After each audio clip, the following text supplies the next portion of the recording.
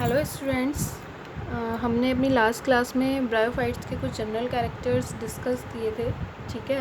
जिसमें हमने एंथ्रीडियम और आर्किगोनियम के बारे में पढ़ा था, जो मेनली मेल और फीमेल रिप्रोडक्टिव ऑर्गन है।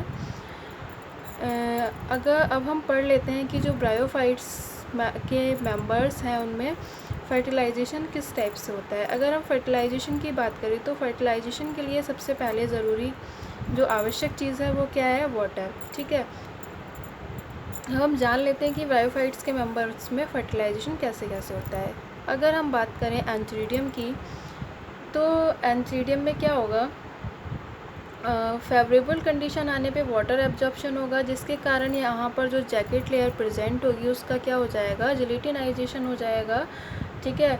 अब क्या होगा, एंथ्रीडियल चैम्बर से एंथीरोजोइट कहाँ आ जाएंगे, थैलस की डोर्सल सरफेस पर प्रेजेंट, ठीक है, ऑस्टियोल द्वारा ग्रुप में कहाँ आ जाएंगे, बाहर की तरफ आ जाएंगे, ठीक है। एंथीरोजोइट कहाँ आएंगे, डोर्सल सरफेस पर प्रेजेंट ऑस्टियोल द्वारा आउटसाइड में आ जाएंगे, और यहाँ से ये कहाँ जाएंगे, आर्किगोनिया के पास जाएंगे, वाटर में स्विम करते हुए या तैरते हुए, ठीक है। ठीक इसी टाइम क्या होगा, जो आर्किगोनियम की नेक कैनाल सेल होंगी और वेंटर कैनाल सेल होंगी, वो डिकम्पोज हो जाएंगी या विघटित हो जाएंगी, और विघटित होने के बाद म्यूसिलेजिनस सब्सटेंस का यहाँ पर फॉर्मेशन होगा, और इस म्यूसिलेजिनस सब्सटेंस के पास कीमोएक्टिक एक्टिविटी होगी, ठीक है, जिसके कारण यहाँ जो एंथीरोजोइट एंथ्रीडियम से आए हैं, ठीक है, वो आर्किगोनिया की नेक की तरफ अट्रैक्ट होंगे। अब क्या होगा, वाटर एब्जॉर्प्शन के कारण यहाँ पर जो कवर सेल प्रेजेंट है, ठीक है, यहाँ पर कुछ फोर्स प्रोड्यूस होगा, जिसके कारण ये कवर सेल जो होंगी सेपरेट होना शुरू कर देंगी, और एंथीरोजोइट को वेंटर तक जाने के लिए एक कॉन्स्ट्रिक्टेड वे यहाँ पर मिल जाएगा, ठीक है। तो एंथीरोजोइट नेक कैनाल सेल से होता हुआ वेंटर तक पहुँचेगा, ठीक है, और यहाँ पर जो एग होगा उसके साथ फ्यूज़ होकर किसका फॉर्मेशन करेगा, एग के साथ फ्यूज़ होकर oospore का फॉर्मेशन करेगा, ठीक है। अगर हम बात करें एंथीरोजोइट की, तो आर्किगोनिया के अंदर कई सारे एंथीरोजोइट्स एंटर होंगे, लेकिन उनमें से केवल वन एंथीरोजोइड ही एग के साथ फ्यूज़ होगा और oospore का फॉर्मेशन करेगा, ठीक है। तो ये बात तो थी किसकी, फर्टिलाइजेशन की, ठीक है। अब हम जान लेते हैं कि इसकी जो स्पोरोफाइटिक फेज़ होती है वो कैसी होती है। अगर हम ब्रायोफाइट्स के अंदर स्पोरोफाइटिक फ़ेज़ की बात करें, तो जो स्पोरोफाइटिक फ़ेज़ होगा उसमें oospore जो हमारे कब बने थे, फर्टिलाइजेशन प्रोसेस के बाद बने थे, ठीक है। उसमें ये जो oospore होंगे वो किसके रूप में फंक्शन करेंगे, स्पोरोफाइट फेज़ की मदर सेल के रूप में फंक्शन करेंगे, ठीक है। अगर हम oospore की बात करें, तो oospore में फर्टिलाइजेशन के तुरंत बाद ही क्या स्टार्ट हो जाएगा, विभाजन स्टार्ट हो जाएगा, या ये डिवाइड होना शुरू कर देंगे, ठीक है। अब क्या होगा, फर्टिलाइजेशन के तुरंत बाद ये जो oospore होते हैं रेस्टिंग स्टेज को शो नहीं करते हैं, ठीक है। oospore में अनेक विभाजन होंगे, जिसके कारण किसका फॉर्मेशन होगा, एम्ब्रायो का फॉर्मेशन होगा, और इस टाइप का जो एम्ब्रायो डेवलपमेंट होगा वो क्या कहलाएगा, एक्सोस्कोपिक कहलाएगा। ब्रायोफाइट्स में जो एम्ब्रायो का डेवलपमेंट होता है वो किसके अंदर होता है, आर्किगोनियम के अंदर ही होता है, ठीक है। आर्किगोनिया क्या है, फीमेल रिप्रोडक्टिव ऑर्गन है, ठीक है। अब हम एग्जाम्पल यहाँ पर ले लेते हैं किसका, मार्केंशिया का, किसको समझने के लिए, स्पोरोफाइटिक फेज़ को समझने के लिए, ठीक है। अब जो oospore का पहला विभाजन होगा वो किसके द्वारा होगा, एक अनुप्रस्थ वॉल के द्वारा होगा, जिसमें ये 2 पार्ट्स में डिवाइड हो जाएगा, एपीवसल सेल और हाइपोवसल सेल, ठीक है।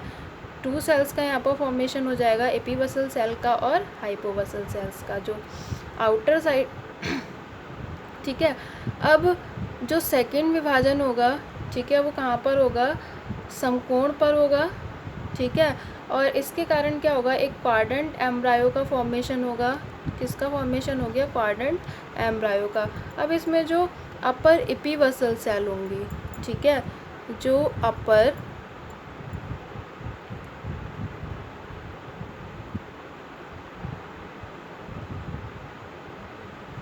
एपीवसल सेल होंगी वो किसका फॉर्मेशन करेंगी, capsule plus some part of सीटा, ठीक। और जो लोअर हाइपोवेसल सेल होंगी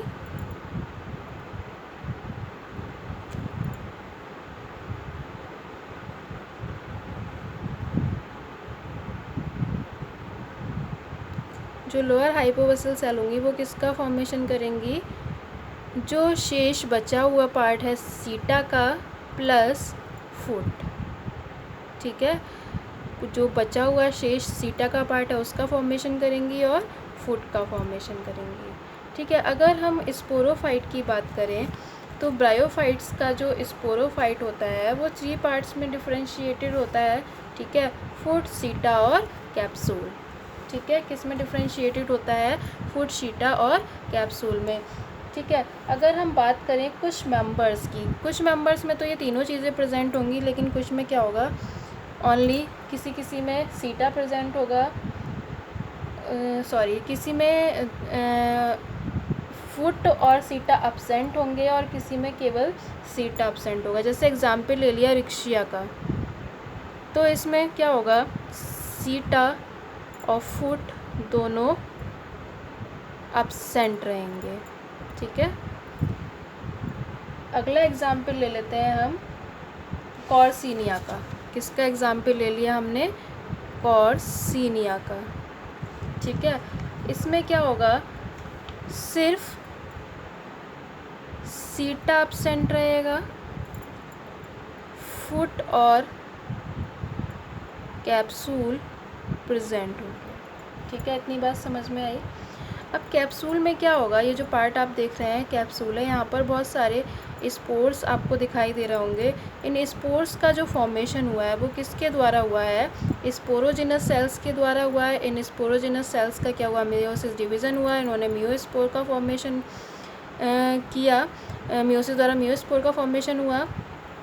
और ये जो स्पोर हैं, ठीक है, ये जो स्पोर हैं फेवरेबल कंडीशन मिलने पर क्या होंगे, जर्मिनेट होंगे और न्यू गैमेटोफाइट का फॉर्मेशन करेंगे। ठीक है, अब अगर बात करें जो स्पोर्स हैं, इनका जो डेhiscence होगा या विमोचन होगा वो किसके द्वारा होगा, कैप्सूल वॉल के फटने के कारण होगा। ठीक है, और इनका जो डिस्पर्जल होगा वो किसके द्वारा होगा, ईयर के द्वारा होगा, क्योंकि ये कैसे स्पोर हैं, ये जो स्पोर हैं वो कैसे हैं, नॉन मोटाइल हैं। ठीक है, इतनी बात आपको समझ में आ गई होगी।